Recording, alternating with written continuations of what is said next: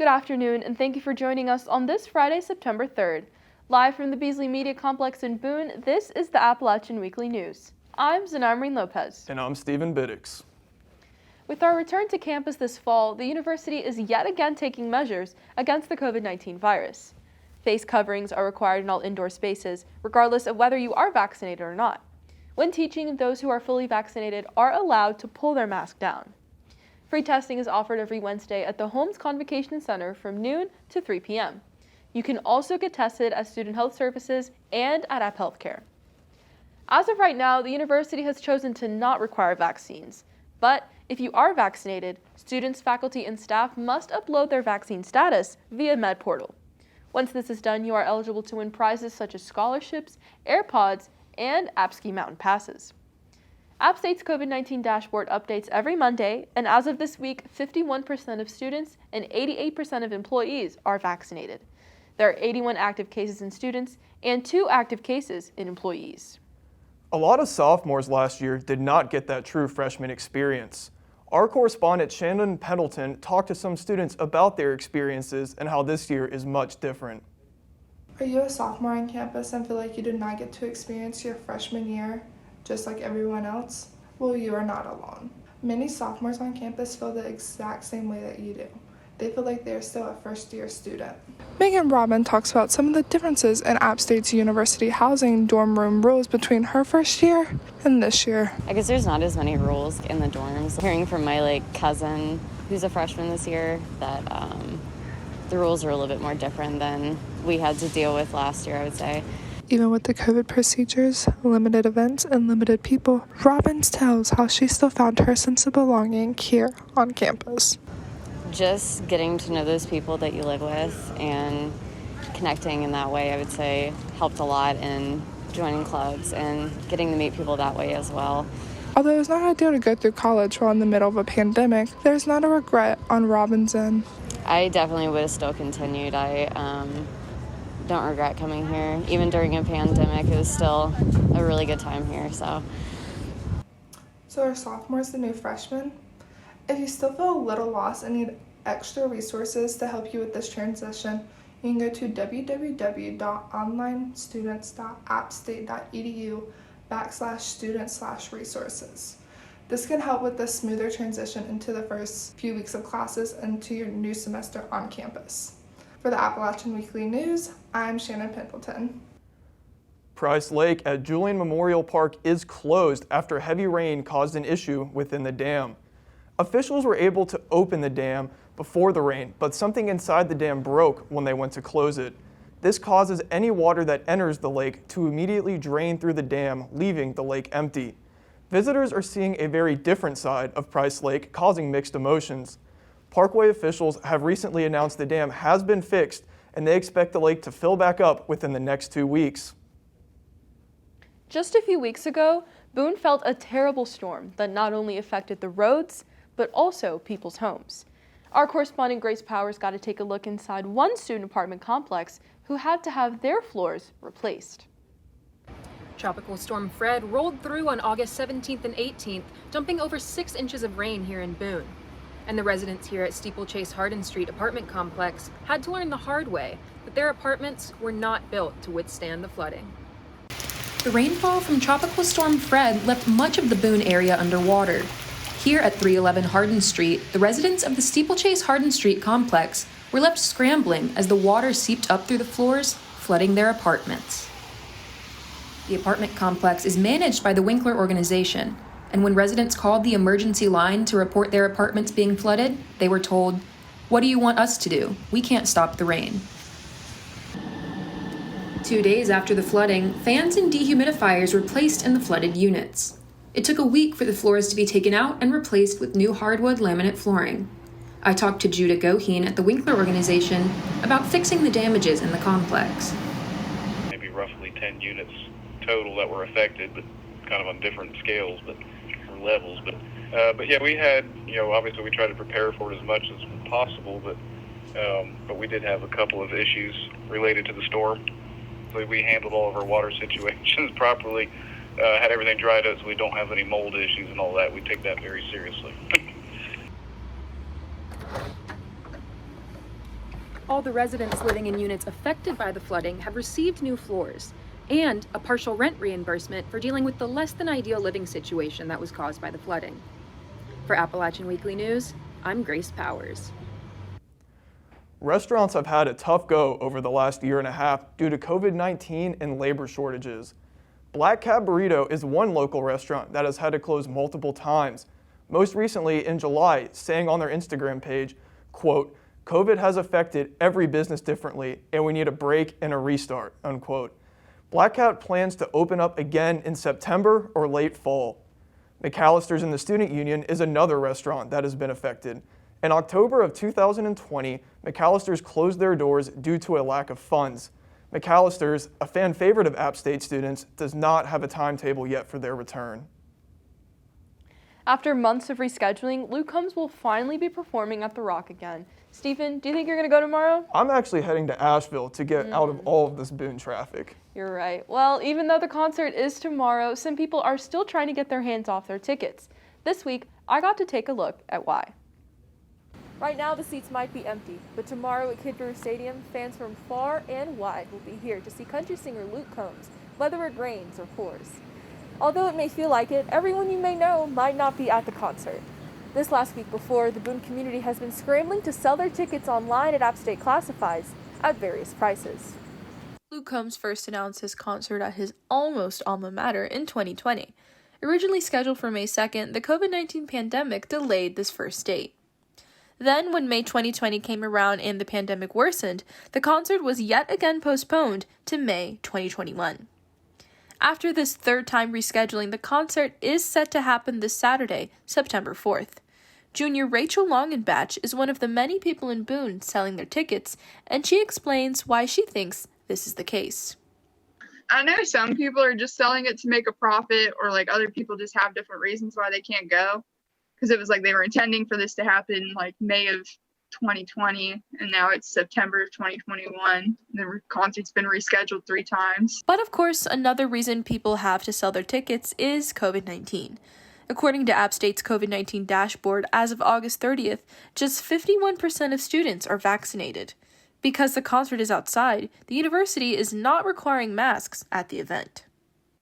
I don't know. I have a class that's outside, and like they tell us we don't have to wear masks because we're outside, but we're still not really socially distant. So I'm not sure. Like, I don't really know how it like affects it. I guess like I don't really care that much about it, but I know other people might. So I guess it's kind of dependent on what other people think. And if you're still in need of a ticket, it wouldn't hurt to check Boone's Facebook group, App State Classifieds. For the Appalachian Weekly News, I'm Xanayra Marin-Lopez. Stephen, every time I'm on the west side of campus, it's always so noisy. I heard that you were able to take a look at some of the construction that was going on this past week. I was actually able to get to the bottom of what all of this noise is about.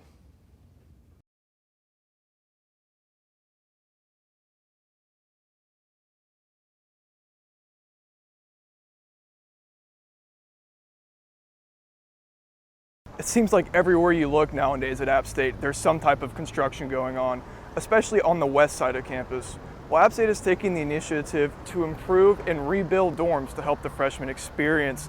Let me teach you guys a little bit what all this construction's about. Back in 2018 is when App State started its first new construction on dorms. Where there used to be a parking lot is now where the new Raven Rocks dorm is and the Thunder Hill dorm. The latest examples of construction on campus is where the new Laurel Creek dorm is being built, where there used to be Coltrane, Justice, and Gardner Hall. To learn more about the construction on campus, I talked to Nick Caters, the Associate Vice Chancellor of Facilities Management here at App State. The west side of campus is really kind of a holistic approach to building 4 new large-scale residence halls and replacing 6 or 7 of the older ones in the process. And obviously the way that students live nowadays is different than the way they did in the 50s, 60s, and 70s. Caters also mentioned that there are some academic buildings up for renovation next, much like how Sanford Hall was just renovated and opened back up this semester. There are several very bold renovation projects that should be funded completely by the state. Now that would include Way Hall, which is our oldest academic building that has never been renovated. So Way Hall would be the first priority. And then they also have in the state budget this year funding to renovate Duncan Hall, and if we're really lucky and get everything we asked for, possibly even Peacock Hall. While the construction won't be ending anytime soon, it's all for the betterment and improvement of campus and to give every student the greatest four-year experience possible. For the Appalachian Weekly News, I'm Stephen Biddix.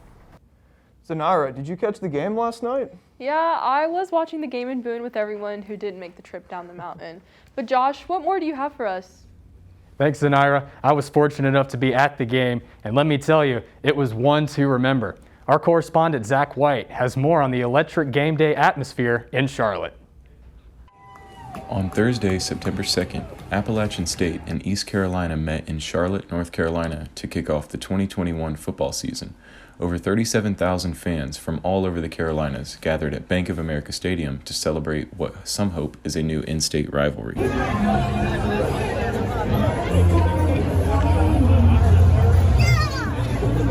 The last time these two teams met were in Greenville in 2012, and this recent matchup was only the start of more planned games. In 2024, App State will play East Carolina again in Boone, and then in 2026, the two will meet again to play in Greenville. These newly scheduled games are what fans hope will blossom into a new local rivalry with more games to come.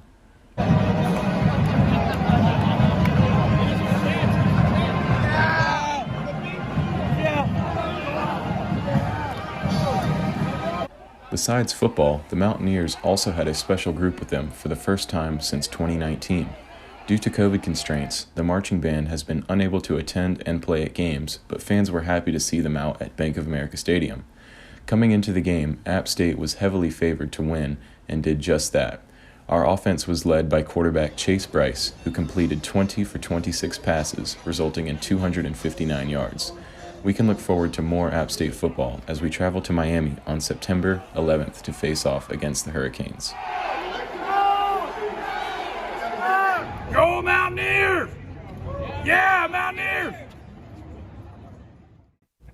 The final from Thursday night's game had App State winning against East Carolina 33-19. Chase Bryce had an impressive debut at quarterback for the Mountaineers, completing 20 of 27 passes for 259 yards, 2 touchdowns, and 1 interception. Sophomore Nate Noel and junior Cameron Peoples carried the load for App State in the running game, with Noel counting for 126 rushing yards off of 15 carries. Peoples had 100 rushing yards off of 14 carries and 2 touchdowns. Super senior wide receiver Thomas Hennigan had a standout night to start his final season by leading App State in receiving yards with 114 off of 4 catches and 1 touchdown.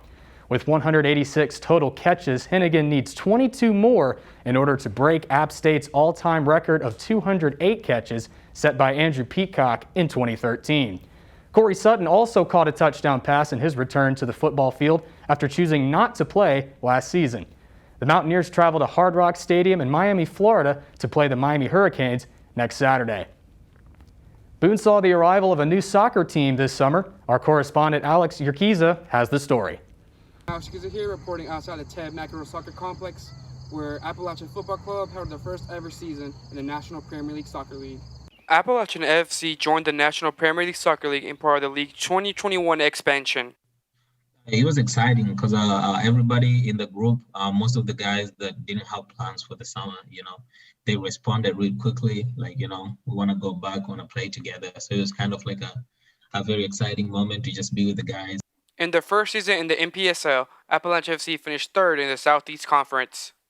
Man, that was awesome. I've never played in a club, any other club here in the States that played at that level. We played some challenging games, some guys are really experienced, some guys have played in the MLS before. So it was just a good experience to, come together as a team and make it to the playoffs. Home games for App FC were always packed, getting over 1,000 fans in attendance in the last 3 home games. Kelvin Malunia is one of many former App State men's soccer players that played for App FC this summer. In the spring of 2020, App State had to make a tough decision and cut the men's soccer program. First, we didn't even know. So, like, as an individual, I didn't know the program was being cut.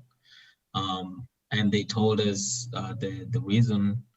They didn't really. They told us the reason was because of COVID, and they tried to balance things. In their final season, the program ended with an overall record of 11 wins, 7 losses, and 1 draw.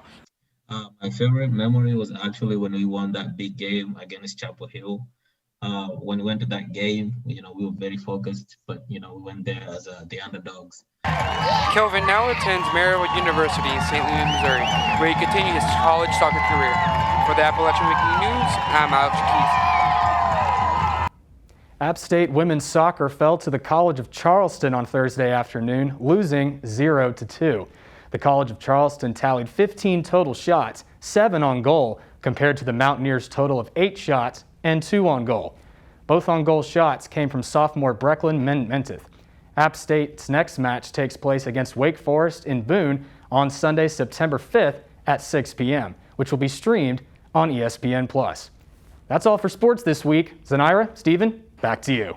Thanks, Josh. That's our report for this week. I'm Stephen Biddix. And I'm Xanayra Marin-Lopez. For all of us at the Appalachian Weekly News, thank you for watching. We'll see you next time.